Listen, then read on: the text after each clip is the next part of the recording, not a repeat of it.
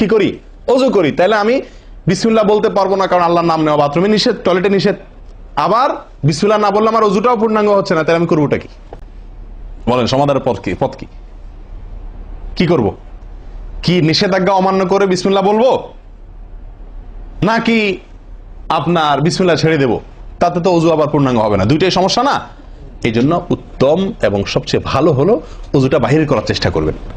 বেশিরভাগ জায়গাতে, সব জায়গাতে কম বেশ, বাথরুম টয়লেটের ভেতরে যদি বেসিন থাকে তো বাইরেও টেপ বা বেসিনের ব্যবস্থা থাকে, থাকে না? থাকে না? বিশেষ করে বাসা বাড়িতে অথবা অফিস আদালতে দেখা যায় যে ওই টয়লেটে অনেক সময় আমরা কি করে ফেলি, ওযু করে ফেলি। এটা উচিত না, এটা একটা ভুল আমাদের।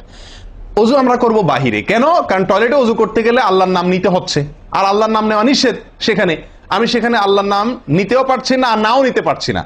যদি নেই তাহলে আল্লাহর নাম নিয়ে গুনাহ করছি টয়লেটে, আর যদি না নেই তাহলে আমার ওযুটা অপূর্ণাঙ্গ থেকে যাচ্ছে। ঠিক না ঠিক? এই জন্য আমরা উত্তম হলো ওযু করব কোথায়? বাইরে এসে যে কোনো টেপে। কথা কি বুঝাতে পারছি?